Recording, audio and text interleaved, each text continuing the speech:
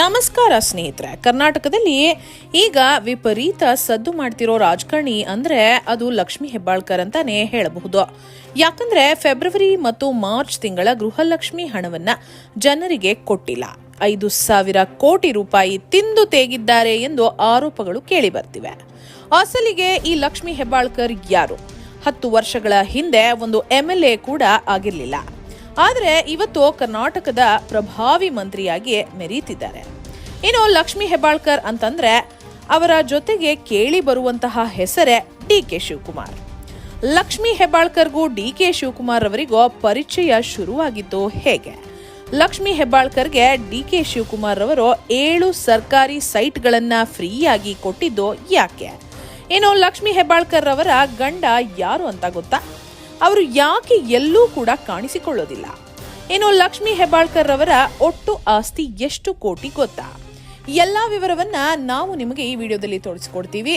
ಅದಕ್ಕೂ ಮುನ್ನ ಇನ್ನು ರಾಜ್ಯದಲ್ಲಿರುವ ಕಾಂಗ್ರೆಸ್ ಸರ್ಕಾರ ಆದಷ್ಟು ಬೇಗ ತೊಲಗಲಿ ಎಂದು ನೀವು ಕೂಡ ಬಯಸ್ತಿದ್ರೆ ಈ ವಿಡಿಯೋವನ್ನ ತಪ್ಪದೆ ಲೈಕ್ ಮಾಡಿ ಸ್ನೇಹಿತರೆ. ಇನ್ನು 2028ಕ್ಕೆ ಕರ್ನಾಟಕದ ಮೊದಲ ಮಹಿಳಾ ಮುಖ್ಯಮಂತ್ರಿ ಆಗ್ತೀನಿ ಅಂತ ಲಕ್ಷ್ಮೀ ಹೆಬ್ಬಾಳ್ಕರ್ ಹೇಳ್ತಾ ಇದ್ದಾರೆ. ಇನ್ನು ಅವರು ಮುಖ್ಯಮಂತ್ರಿ ಆಗಬೇಕಾ? ಹೌದು ಅನ್ನೋ ಹಾಗಿದ್ರೆ ಎಸ್ ಅಂತ, ಇಲ್ಲ ಅನ್ನೋ ಹಾಗಿದ್ರೆ ನೋ ಅಂತ ಕಮೆಂಟ್ ಮಾಡಿ ನಿಮ್ಮ ಅಭಿಪ್ರಾಯವನ್ನ ತಿಳಿಸಿ. 364 ದಿನದಲ್ಲಿ 54 ದಿನದಲ್ಲಿ ನೀವು ಕನ್ಫ್ಯೂಸ್ ಮಾಡ್ತಾ ಇದ್ದೀರಾ. ಈಗ 5 ಅಥವಾ 6?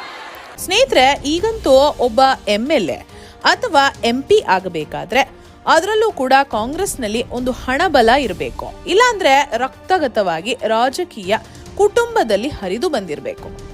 ಹಾಗಿದ್ರೆ ಮಾತ್ರ ಕಾಂಗ್ರೆಸ್ನಲ್ಲಿ MLA ಅಥವಾ MP ಆಗ್ಬೋದು. ಆದರೆ ಒಂದು ಬಡ ಕುಟುಂಬದ ಮಹಿಳೆ ಮತ್ತು ಸಾಧಾರಣ ಕಾರ್ಯಕರ್ತೆ ವರ್ಷದಲ್ಲಿ 365 ದಿನ ಇದೆ ಅನ್ನೋದೇ ಗೊತ್ತಿಲ್ಲದೆ ಇರುವಂತಹ ಇವರು ಕೇವಲ 2ನೇ ಬಾರಿ ಶಾಸಕಿ ಆಗ್ತಿದ್ದಂಗೆ ಮಿನಿಸ್ಟರ್ ಆಗಲು ಹೇಗೆ ಸಾಧ್ಯ ಅಂತ ನೋಡೋಣ ಬನ್ನಿ. ಅದಕ್ಕೂ ಮುನ್ನ ಮೊದಲು ಈ ಲಕ್ಷ್ಮೀ ಹೆಬ್ಬಾಳ್ಕರ್ ಯಾರು? ಇವರನ್ನ ರಾಜಕೀಯಕ್ಕೆ ತಂದಿದ್ದು ಯಾರು ಅಂತ ಗೊತ್ತಾ? ಇವರ ಹಿನ್ನೆಲೆಯನ್ನ ಮೊದಲು ತಿಳಿದುಕೊಳ್ಳೋಣ ಬನ್ನಿ. ಸ್ನೇಹಿತರೆ, ಲಕ್ಷ್ಮೀ ಹೆಬ್ಬಾಳ್ಕರ್ ಅವರು ಹುಟ್ಟಿದ್ದು ಬೆಳಗಾವಿಯಲ್ಲಿ. ಇವರಿಗೆ ಈಗ 50 ವರ್ಷ ವಯಸ್ಸು. ಇವರು ಹುಟ್ಟಿದ್ದು 1975 ಫೆಬ್ರವರಿ 14 ವ್ಯಾಲೆಂಟೈನ್ಸ್ ಡೇ ದಿನದಂದು. ಇವರ ತಂದೆ ಒಬ್ಬ ರೈತರಾಗಿದ್ರು. ತಂದೆಯ ಹೆಸರು ಬಸವರಾಜು ಹಟ್ಟಿಹೊಳಿ, ತಾಯಿ ಬಂದು ಗಿರಿಜಾ ಹಟ್ಟಿಹೊಳಿ ಅಂತ. ಲಕ್ಷ್ಮೀ ಹೆಬ್ಬಾಳ್ಕರ್ನ ನಿಜವಾದ ಹೆಸರು ಬಂದು ಲಕ್ಷ್ಮೀ ಹಟ್ಟಿಹೊಳಿ ಅಂತ. ಇವರು ಲಿಂಗಾಯತ ಸಮುದಾಯಕ್ಕೆ ಸೇರಿದವರು. ಇನ್ನು ಓದಿನಲ್ಲಿ ಲಕ್ಷ್ಮೀ ಹೆಬ್ಬಾಳ್ಕರ್ ಅಂತ ಟಾಪರ್ ಏನೂ ಅಲ್ಲ ಬಿಡಿ, ಅಷ್ಟಕ್ಕಷ್ಟೇ ಅಂತ ಹೇಳ್ಬೋದು. ಆದ್ರೆ ಮೈಸೂರು ಯೂನಿವರ್ಸಿಟಿಯಿಂದ MA ಪದವಿಯನ್ನ ಪಡೆದುಕೊಂಡಿದ್ದಾರೆ. ಇನ್ನು ರಾಜಕೀಯಕ್ಕೆ ಲಕ್ಷ್ಮೀ ಹೆಬ್ಬಾಳ್ಕರ್ ಬರೋಕೆ ಕಾರಣವೇನಪ್ಪಾ ಅಂತಂದ್ರೆ ಮಾರ್ಗರೇಟ್ ಆಳ್ವಾರ್ ಅವರು. ಇವರು 1999 ಲೋಕಸಭಾ ಚುನಾವಣೆಯಲ್ಲಿ ಕಾಂಗ್ರೆಸ್ನಿಂದ ಸ್ಪರ್ಧಿಸ್ತಾರೆ. ಆಗ ಪ್ರಚಾರದ ಸಂದರ್ಭದಲ್ಲಿ ಮಾರ್ಗರೇಟ್ ಆಳ್ವಾರ್ ಅವರು ಲಕ್ಷ್ಮೀ ಹೆಬ್ಬಾಳ್ಕರ್ಗೆ ಪರಿಚಯ ಆಗ್ತಾರೆ. ಆಗ ಮಾರ್ಗರೇಟ್ ಆಳ್ವಾರ್ ಅವರೇ ಲಕ್ಷ್ಮೀ ಹೆಬ್ಬಾಳ್ಕರ್ ಅನ್ನು ಕಾಂಗ್ರೆಸ್ಗೆ ಕರೆತಂದ್ರು. ಆಗ ಲಕ್ಷ್ಮೀ ಹೆಬ್ಬಾಳ್ಕರ್ಗೆ ಕೇವಲ 24 ವರ್ಷ ವಯಸ್ಸು. ಇನ್ನು ರಾಜಕೀಯದಲ್ಲಿ ಎಂಟ್ರಿ ಕೊಡ್ತಿದ್ದಂಗೆ ದೊಡ್ಡವರ ಪರಿಚಯ ಬೆಳೆಸ್ಕೊಂತಾರೆ ಲಕ್ಷ್ಮೀ ಹೆಬ್ಬಾಳ್ಕರ್ ಅವರು. ಆಗಲೇ ಖಾನಾಪುರದಲ್ಲಿ ಭಾಗ್ಯಲಕ್ಷ್ಮಿ ಸಕ್ಕರೆ ಕಾರ್ಖಾನೆ ಲಿಮಿಟೆಡ್ನ ನಿರ್ದೇಶಕರನ್ನಾಗಿ ಲಕ್ಷ್ಮೀ ಹೆಬ್ಬಾಳ್ಕರ್ ಅನ್ನು ಆಯ್ಕೆ ಮಾಡಲಾಗುತ್ತೆ. ಇನ್ನು ಈ ಕೋಆಪರೇಷನ್ ಶುಗರ್ ಫ್ಯಾಕ್ಟರಿಗಳು ರಾಜ್ಯ ಸರ್ಕಾರದ ಕೆಳಗೆ ಬರುತ್ತವೆ. ಇನ್ನು ಆಗಿನ ಕಾಲದಲ್ಲಿ DK ಶಿವಕುಮಾರ್ ಅವರೇ ನಗರ ಅಭಿವೃದ್ಧಿ ಮತ್ತು ಕೋಆಪರೇಷನ್ ಮಿನಿಸ್ಟರ್ ಆಗಿ ಕೆಲಸವನ್ನ ಮಾಡ್ತಿರ್ತಾರೆ. ಆಗಲೇ DK ಶಿವಕುಮಾರ್ ಅವರಿಗೂ ಲಕ್ಷ್ಮೀ ಹೆಬ್ಬಾಳ್ಕರ್ ಅವರಿಗೂ ಪರಿಚಯವಾಗುತ್ತದೆ. ಇದೇ ಸಂದರ್ಭದಲ್ಲಿ ಬೆಳಗಾವಿ ನಗರಾಭಿವೃದ್ಧಿ ಪ್ರಾಧಿಕಾರದ 7 ಸೈಟ್ಗಳನ್ನ DK ಶಿವಕುಮಾರ್ ಅವರು ಲಕ್ಷ್ಮೀ ಹೆಬ್ಬಾಳ್ಕರ್ ಹಾಗೂ ಅವರ ಕುಟುಂಬಸ್ಥರಿಗೆ ಫ್ರೀಯಾಗಿ ಅಲಾಟ್ ಮಾಡಿಕೊಡ್ತಾರೆ. ಅಂದ್ರೆ ಬೆಂಗಳೂರಿನ BDA ಸೈಟ್ಗಳು ಇದ್ದಂತೆಯೇ ಬೆಳಗಾವಿಯ ಡೆವಲಪ್ಮೆಂಟ್ ಅಥಾರಿಟಿ ಸೈಟ್ಗಳು. ಇದನ್ನ ಖುದ್ದು ಕಾಂಗ್ರೆಸ್ನ ನಾಯಕರೇ ಆರೋಪ ಮಾಡಿದ್ರು.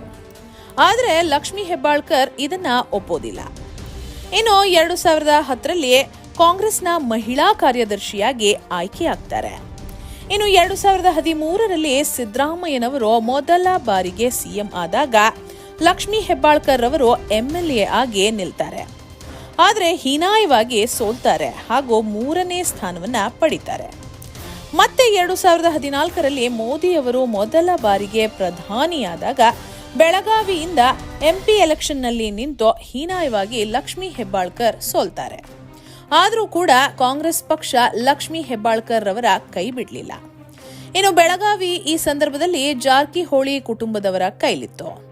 ಆಗ ಜಾರಕಿಹೊಳಿ ಬ್ರದರ್ಸ್ ಆದ ಸತೀಶ್ ಜಾರಕಿಹೊಳಿ ಹಾಗೂ ರಮೇಶ್ ಜಾರಕಿಹೊಳಿ ಅವರ ಜೊತೆ ಒಳ್ಳೆಯ ಬಾಂಧವ್ಯ ಇಟ್ಕೊಂಡಿದ್ದ ಲಕ್ಷ್ಮೀ ಹೆಬ್ಬಾಳ್ಕರ್ ಅವರು ಬೆಳಗಾವಿಯ ಕಾಂಗ್ರೆಸ್ ಅಧ್ಯಕ್ಷರಾಗ್ತಾರೆ.